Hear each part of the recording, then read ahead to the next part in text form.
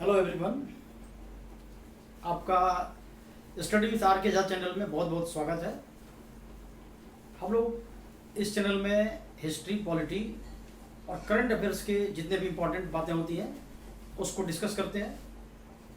और हमने जो चैनल ये बनाया है वो आपके ही फ़ायदे के लिए बनाया था। बच्चों ने बहुत डिमांड की कि सर घर में रहकर भी इसका रिवाइज कर सकें, इस प्रकार कोई सिस्टम बना दें। तो मैंने फिर ये चैनल बनाया था और आपका काफ़ी सपोर्ट भी रहा। इसके लिए मैं काफ़ी शुक्रगुजार हूँ और मैं चाहता हूँ कि आप इसका भरपूर फ़ायदा उठाएं, क्योंकि अभी जो समय आपके पास है इस प्रकार का गोल्डन टाइम फिर बाद में नहीं मिलने वाला है। क्योंकि जैसे ही ये लॉकडाउन और कोरोना का संकट खत्म होता है वैसे ही एग्जामिनेशंस लगातार होते जाएंगे और फिर आपके पास टाइम उतना नहीं रहेगा कि आप उसे तैयार कर पाएंगे। इसलिए अभी इस टाइम का आपको पूरा फ़ायदा उठाना है। आपको जैसा बताया जाता है वैसा पढ़ते रहेंगे। आपको जैसे मालूम है कि मैं जो आप लोगों को हिस्ट्री और पॉलिटिक्स से संबंधित बातें बताता हूँ उसको आप अगर रिवाइज कर लेते हैं तो फिर आपको कोई दिक्कत किसी एग्ज़ाम में नहीं आएगी, चाहे वो आप सिविल सर्विस के एग्ज़ाम देने वाले हों या फिर उससे लोअर ग्रेड के भी एग्ज़ाम आप दे रहे हैं, तो काफ़ी फ़ायदा आपको इससे मिलेगा। और आपको जैसे मालूम है कि अभी जो आप स्टडी कर रहे हैं वो सेल्फ स्टडी आपका ज़्यादा हो रहा है, क्योंकि self study is the best study, आपको मालूम ही है। And self help is the best help. अभी आपको खुद ही हेल्प करना पड़ेगा, बस आपके हेल्प में मैं और थोड़ा सा हेल्प करने के लिए आ गया हूँ। तो आप इसे ध्यानपूर्वक सुनेंगे, समझेंगे और जब भी मौका मिलता है आप बेशक वीडियो ना देखें लेकिन कान में लीड लगाकर अगर आप सुनते रहते हैं तो धीरे धीरे वो सारी बातें आपको याद हो जाएंगी। तो इसलिए आप इसे बार बार सुनते रहेंगे। और हमारा चैनल जो आपको मालूम ही है, स्टडी विथ आर के झा सर, उसको शेयर, सब्सक्राइब और वॉच करना नहीं भूलना है। जितना ज़्यादा आप इसे वॉच करते रहते हैं उतना ही आपको फ़ायदा होता रहता है। और अपनी क्वारीज को, अपने प्रश्नों को, अपने क्वेश्चंस को, जो भी आपको दिक्कत होती है उसको इनबॉक्स में आप जरूर लिख देंगे, जिससे कि मैं आपको बता सकूं और फिर मैं प्रॉपर गाइडलाइन आपको दे सकूं। तो हम लोग जिस प्रकार पिछली क्लास में डिस्कस किए थे, जो टॉपिक हम लोगों ने नोट किया था, आपको जो बताया गया था socio religious reforms movement of India, Bharat के सामाजिक धार्मिक सुधार आंदोलन, उसमें आप लोगों को मैंने टॉपिक्स कुछ नोट करवाए थे। अब उसी टॉपिक्स को हम लोग डिटेल में स्टडी करने वाले हैं। आप लोगों को जैसे मैंने बताया था कि सामाजिक धार्मिक सुधार आंदोलन जो हुआ था ये दो प्रकार के आंदोलन थे। एक को तो मैंने बताया था आपको कि एक तो सुधारवादी, एक जो आपने लिखा था वो सुधारवादी आंदोलन, जिसको रिफॉर्मिस्ट कहा गया।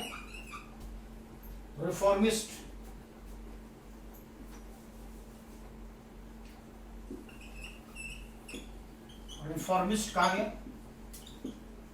और दूसरा जो मैंने आपको बताया था वो था पुनरुत्थानवादी,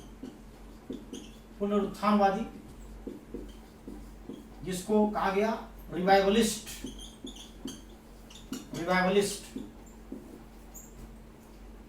तो इसमें आपको मैंने नोट करवाया था कि जैसे ब्रह्म समाज, राजा राम मोहन राय के बारे में पढ़ेंगे हम लोग, प्रार्थना समाज के बारे में पढ़ेंगे हम लोग, अलीगढ़ मूवमेंट के बारे में पढ़ेंगे हम लोग, और फिर अगर हम रामकृष्ण मिशन के बारे में डिस्कस करेंगे या फिर आर्य समाज के बारे में डिस्कस करते हैं या फिर थियोसॉफिकल सोसाइटी के बारे में करते हैं, जो आपको मैंने लिखाया था वो सब रिवाइवलिस्ट में आ जाएगा। तो सबसे पहला टॉपिक जो हम लोगों ने नोट किया था वो था ब्रह्म समाज। तो ब्रह्म समाज में हम लोग डिस्कस करने जा रहे हैं डिटेल में राजा राम मोहन राय के बारे में, क्योंकि ये काफ़ी इंपॉर्टेंट है और काफ़ी बार ये एग्जाम में ऐसे क्वेश्चंस तो आते ही आते हैं। चाहे आप IAS का पेपर देने जाते हैं या PCS का देते हैं या उससे लोअर ग्रेड का एग्जाम आप SSC का देते हैं या फिर और उससे नीचे SSC +2 का देते हैं या फिर आप DSSB दिल्ली में जो एग्ज़ाम होती है अगर आप उसे अपीयर होते हैं तो वहाँ पर भी आपको काफ़ी बेनिफिट इससे मिलता है। तो हम लोग शुरू करते हैं और टॉपिक है ब्रह्म समाज।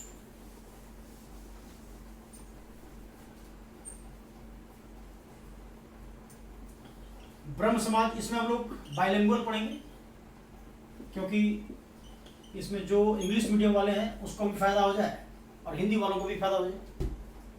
तो ये बाइलिंगुअल आपको बताया जा रहा है।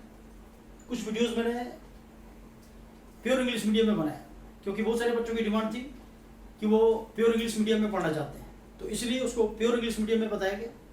उसको हम लोग पूरे डिस्कस भी करेंगे। नेशनल मूवमेंट ऑफ इंडिया जो चल रहा है वो फेज अभी मॉडरेट फेज चल रहा है, फिर इसके बाद हम लोग एक्सट्रीमिस्ट फेज पढ़ेंगे उसमें, फिर गांधीयन एरा पढ़ेंगे।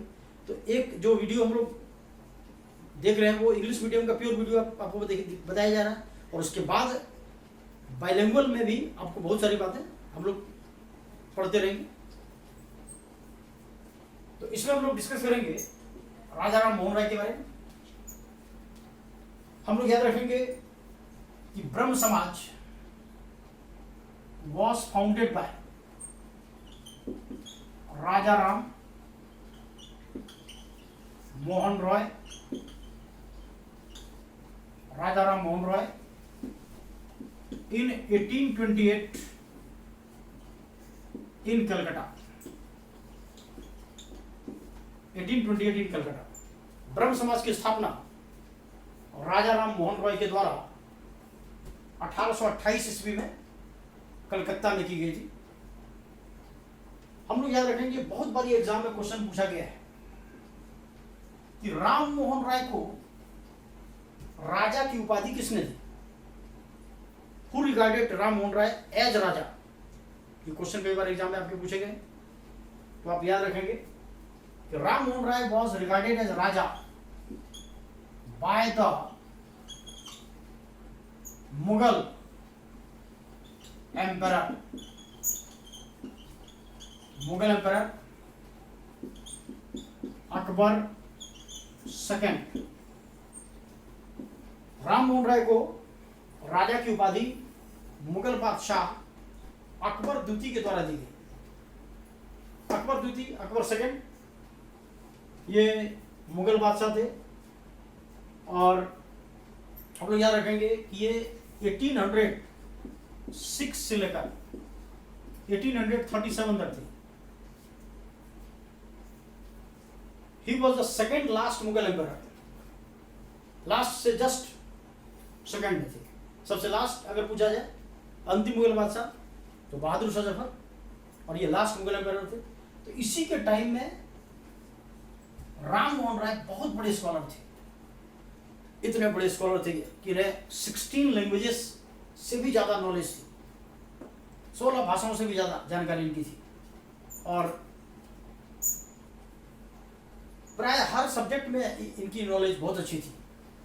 तो अकबर सेकंड जो मुगल एम्परर था, उसमें इस अकबर सेकंड को अंग्रेजों की ओर से पेंशन दी जा रही थी। इस बेचारे का गुजारा पेंशन से चल रहा था, लेकिन पेंशन इतनी कम थी कि इसका ठीक ढंग से पूरे साल चल नहीं पाता था। तब इसने दुखी होकर उस समय के महान विद्वान राम मोहन राय से रिक्वेस्ट किया कि वे हमारे लिए लंदन जाएं और अंग्रेजों से जाकर बात करें और मेरी पेंशन की राशि बढ़वाने के बारे में बात करें। तो इस प्रकार राम मोहन राय अकबर सेकेंड के ही कहने पर 1833 में इंग्लैंड गए, और वहां पर उन्होंने जब अकबर सेकेंड के बारे में पेंशन की बात की तो सफलता तो उन्हें मिलने वाली थी, लेकिन दुर्भाग्य से उनकी वहां पर डेथ हो गई। ब्रिस्टल में उनकी डेथ हो गई राम मोहन राय की। तो अकबर सेकंड ने राम मोहन राय को रिस्पेक्ट देते हुए उन्हें राजा का सम्मान दिया, राजा की उपाधि दी।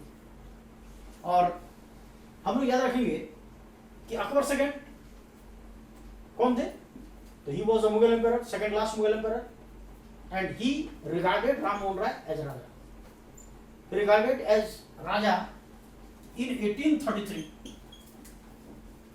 इन्हें 1833 में जब इनकी डेथ हुई थी, वहीं पर इंग्लैंड के ब्रिस्टल में ही, ब्रिस्टल जगह का नाम जहां पर इनकी डेथ हुई थी, इनकी मृत्यु इंग्लैंड में हुई, और 1833 में इन्हें राजा की उपाधि दी गई थी। हम लोग याद रखेंगे कि राजा राम मोहन राय का इतिहास में सबसे ज्यादा महत्व क्यों है? आखिर उन्होंने कौन ऐसा काम किया जिसके चलते ये इतिहास में अमर हो गए? तो इन्होंने प्राय हर क्षेत्र में, सोशल फील्ड में, एजुकेशनल फील्ड में, पॉलिटिकल फील्ड में, हर क्षेत्र में इन्होंने काम किया लोगों के लिए। राजा राम मोहन राय उसमें के सबसे ज़्यादा पढ़े लिखे व्यक्ति थे और उन्होंने तत्कालीन समाज में जो बुराई थी इसके खिलाफ उन्होंने पहली बार आवाज़ उठाई। उन्होंने लोगों को पहली बार जागरूक किया, अपने अधिकारों के लिए उन्होंने पहली बार लोगों को तैयार किया। अब सोच सकते हैं कि उसमें ब्रिटिश शासन था और ब्रिटिश शासन में कोई भी काम इंडियन के लिए बहुत ही मुश्किल काम था, लेकिन इनका इतना ज़्यादा प्रभाव ब्रिटिश के ऊपर था कि जब जब इन्होंने जो जो डिमांड अंग्रेजों से की उस डिमांड को अंग्रेजों को पूरा करना पड़ा। तो हम लोग देखते हैं कि किस प्रकार उन्होंने हमारे समाज में जो बुराइयां थी उसका विरोध किया, उसके खिलाफ कैसे कानून बनवाया, उन्होंने एजुकेशन के फील्ड में कैसा काम किया, उन्होंने कौन कौन से ऐसी किताबें लिखी जो आपके एग्जामिनेशन पॉइंट ऑफ व्यू से बहुत इंपॉर्टेंट है, जैसे कि आपको जानना है। तो हम लोग आगे बढ़ते हैं। हम लोग याद रखेंगे कि राजा राम मोहन राय को बहुत सारी उपाधियां दी गई हैं, सम्मान स्वरूप इनके बारे में बहुत सारे स्टेटमेंट भी कहे गए हैं, जिसको कि हम लोग याद रखेंगे। Raja Ram Mohan Roy is called father of modern India. Raja Ram Mohan Roy को आधुनिक भारत का जनक कहा गया, father of modern India. Also he is called first modern person of India. इन्हें भारत का प्रथम आधुनिक पुरुष भी कहा गया, भारत का प्रथम आधुनिक पुरुष, आधुनिक पुरुष कहा गया, प्रथम आधुनिक पुरुष कहा गया। Also he is called father of Indian journalism, father of Indian journalism. इन्हें भारतीय पत्रकारिता, इन्हें भारतीय पत्रकारिता का भी जनक कहा गया। इन्होंने ही सबसे पहली बार न्यूज़पेपर मैगजीन की शुरुआत की। हालांकि न्यूज़पेपर मैगजीन की शुरुआत तो अंग्रेजों के समय में हो चुकी थी, लेकिन ये ऐसे फर्स्ट इंडियन थे जिन्होंने न्यूज़पेपर मैगजीन आदि की शुरुआत की। इसलिए इन्हें कहा गया फादर ऑफ इंडियन जर्नलिज्म। और इसीलिए सेंट्रल गवर्नमेंट ऑफ इंडिया के द्वारा राजा राम मोहन राय के नाम पर अवार्ड की भी शुरुआत की गई है, जो पत्रकारिता के क्षेत्र में दिया जाता है, जर्नलिज्म के फील्ड में दिया जाता है। Also he is called father of Indian renaissance, RENAISSANCE।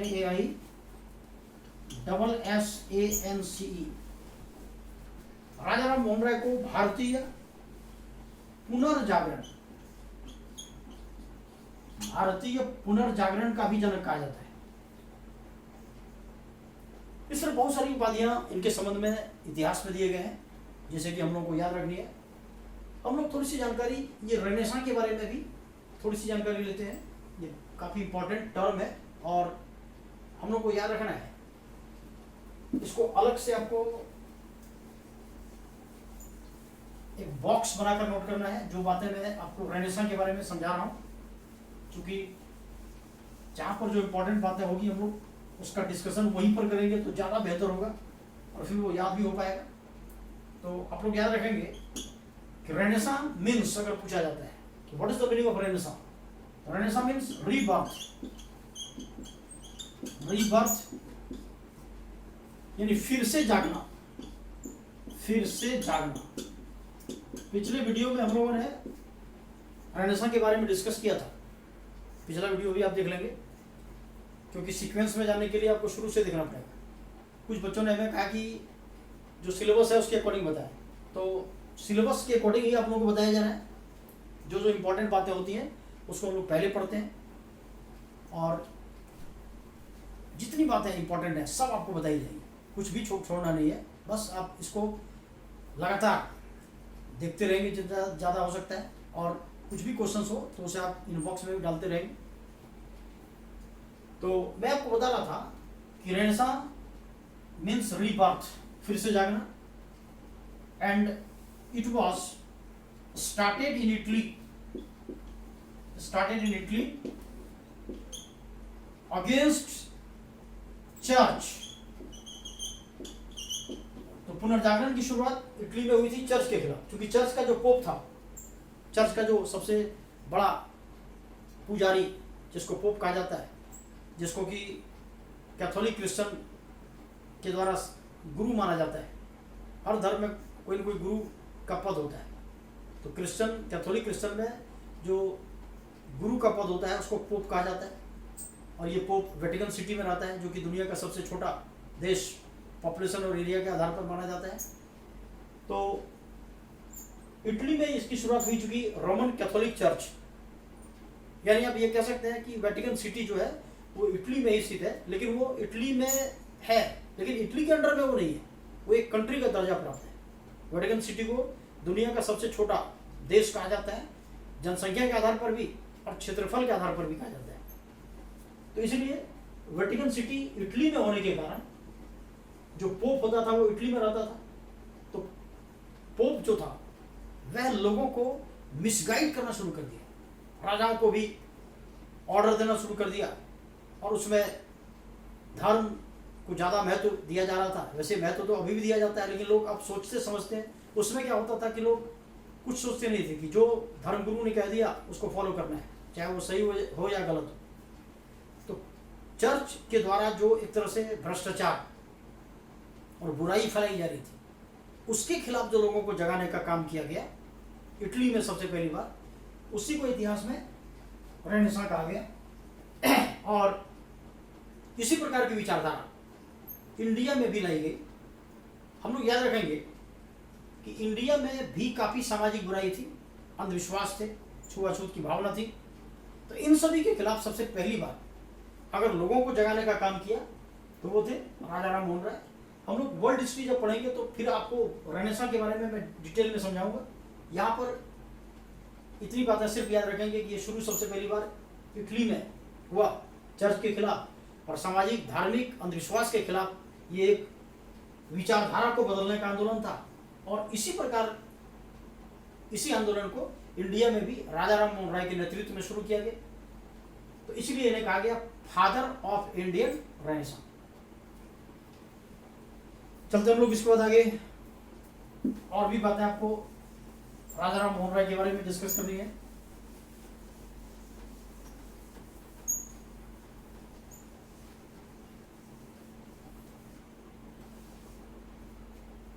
हम लोग याद रखेंगे इन 1809 राजा राम मोहन राय wrote a very important book that is known as Gift to Monotheist. Gift to Monotheist.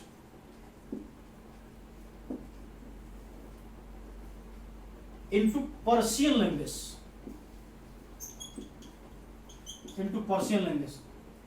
1809 में राजा राम मोहन राय ने फारसी भाषा में एक बहुत ही इंपॉर्टेंट बुक लिखी। उसको हिंदी में कहा जाएगा एकेश्वर वादियों को उपहार। एकेश्वर वादियों को उपहार, ये फारसी में ये बुक लिखी गई है, फारसी भाषा में। और इस बुक में उन्होंने मोनोथिज्म का वर्णन किया है। मोनोथिस्ट किसे कहते हैं? Who believes in one God, जो एक ईश्वर पर विश्वास करता है, एक ईश्वरवादी। और ये बात आपने देखा, महाभारत जब आपने देखा होगा तो गीता में भी कहा गया है कि भगवान श्री कृष्ण ने कुरुक्षेत्र के मैदान में जब अर्जुन को उपदेश देना शुरू किया तो उन्होंने भी कहा था एको हम द्वितीय नास्ति, मैंने पूरी दुनिया में एक ही परम ब्रह्म है और उसको ही सुपर नेचुरल पावर कहा जाता है। इसी का वर्णन बाइबल में भी हम लोग पढ़ते हैं, उसमें भी मोनोथीज्म पर जोर दिया गया है। इस्लाम धर्म में भी अल्लाह एक है कहा गया है। मैंने सारे धर्मों को अगर देखा जाए तो उसका अगर निचोड़, उसकी समरी, आइडियोलॉजी एक ही लगता है, बाद में उसको अलग अलग विचारधारा बनाए गए। तो इसमें मोनोथीज्म के बारे में, एकेश्वरवादियों के बारे में अपनी विचारधारा को उन्होंने फारसी भाषा में लिखी, single God who believes in single God. Monotheism means who believes in single God, जो एक ईश्वर में विश्वास करते हैं, परमात्मा ही पूरी दुनिया के रक्षक है और पूरी दुनिया में सारे जीव जंतु उनके द्वारा ही उत्पन्न हुए हैं। ये बातें इसमें बताई गई। हम लोग याद रखेंगे कि राजा राम मोहन राय ने सोशल सर्विस को आगे बढ़ाने के लिए उन्होंने सबसे पहला ऑर्गेनाइजेशन बनाया जिसका नाम था आत्मी सभा। तो इन 1814 he founded आत्मी सभा। he founded आत्मी सभा इन कलकत्ता। उन्होंने कलकत्ता में आत्मी सभा की 1814 में स्थापना की। It was the first organisation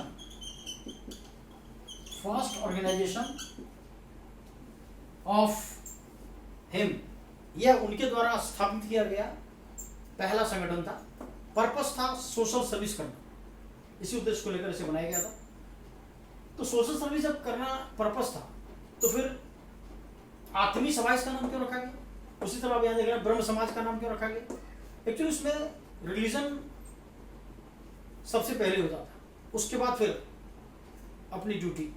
धर्म में जो बातें थी उसको लोग मानने के लिए पूरी तरह से मजबूर थे, व्यवस्थित, उस पर किसी प्रकार का कोई तर्क वितर्क नहीं होता था।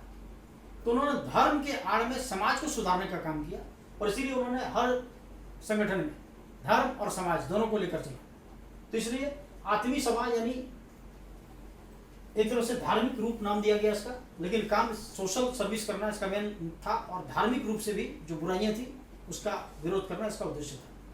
हम लोग याद रखेंगे कि राजा राम मोहन राय ने एजुकेशन के फील्ड में भी काफी अधिक काम किया। वे ऐसे फर्स्ट इंडियन थे जिन्होंने कॉलेज बनाया एक अंग्रेज के साथ मिलकर। तो उसे भी नोट करते हैं हम लोग, क्योंकि आपके एग्जाम में कॉलेज का नाम पूछता है कि किसने बनाया, तो उसे याद रखेंगे आप। इन 1817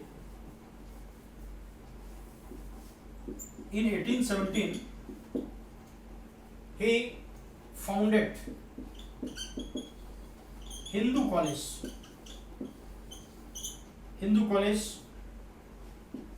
in Calcutta by a British Hindu College in Calcutta along with a British David Hare 1817 में उन्होंने एक अंग्रेज डेविड हेयर के साथ मिलकर कलकत्ता में हिंदू कॉलेज बनाया। ये डेविड हेयर एक वॉच मेकर था, घड़ी साज था और ये एंग्लो इंडियन था। इसने भी समाज सेवा के क्षेत्र में काफी काम किया है। राजा राम मोहन राय और डेविड हेयर ने मिलकर एजुकेशन के फील्ड में काफी काम किया है। जैसे पहला कॉलेज जो इंडिया का हिंदू कॉलेज है वो डेविड हेयर और राजा राम मोहन राय ने मिलकर बनाया। तो इसलिए हम लोग इसमें याद रखेंगे Hindu college is the first college of India. Bharat का पहला कॉलेज हिंदू कॉलेज था जिसकी स्थापना राजा राम मोहन राय और डेविड हेयर दोनों ने मिलकर 1817 में कलकत्ता में। हम लोग याद रखेंगे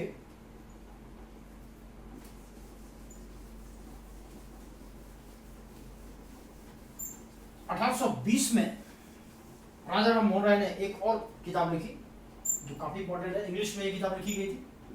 तो इन 1820 he wrote the book precepts of Jesus in English। 1820 में उन्होंने अंग्रेजी में प्रिसेप्ट्स ऑफ जीसस पुस्तक लिखी। यीशु का संदेश, ईसा मसीह के द्वारा जो संदेश लोगों को दिया गया था उसको उन्होंने इसमें एक्सप्लेन किया है।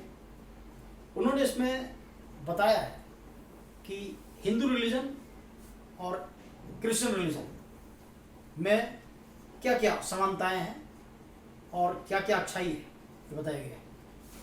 एक तरह से आप कह सकते हैं कि कंपेयर किया गया, तुलना की गई है। तो प्रिसेप्ट्स ऑफ जीसस बुक 1820 में लिखी गई।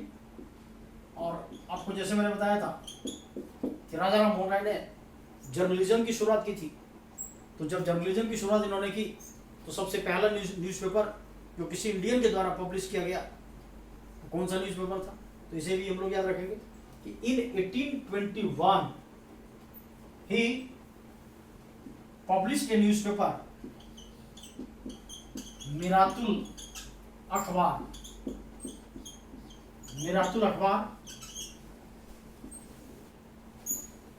इन पर्शियन लैंग्वेज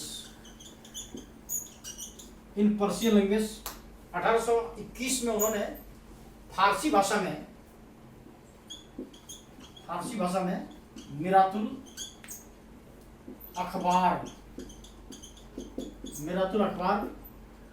समाचार पत्र का प्रकाशन फारसी भाषा में किया। फारसी में मिरातुल अखबार का प्रकाशन किया। हम लोग याद रखेंगे it was the first newspaper published by an Indian. It was the first newspaper published by an Indian। यह ऐसा पहला समाचार पत्र था जो किसी इंडियन के द्वारा पहली बार प्रकाशित किया गया, मिरातुल अखबार। लेकिन अगर ये क्वेश्चन पूछा जाए आपसे कि which was the first newspaper of India, Bharat का पहला न्यूज़पेपर कौन सा था, तो आपका आंसर यहाँ पर मिरातुल अखबार नहीं होगा, बल्कि फर्स्ट न्यूज़पेपर ऑफ इंडिया अगर आपसे क्वेश्चन पूछा जाए तो आपका आंसर होगा बंगाल गजट। आप उसे भी नोट कर लेंगे बॉक्स बनाकर अलग से, क्योंकि जहां पर जो बातें उससे रिलेटेड होती हैं उसकी जानकारी हम लोग वहीं पर लेंगे, जिससे कि आप इंटरलिंक करके उसको याद रख सकते हैं। तो बॉक्स बनाकर आप नोट कर लेंगे कि first newspaper of India was Bengal gazette. Bengal gazette was published in Calcutta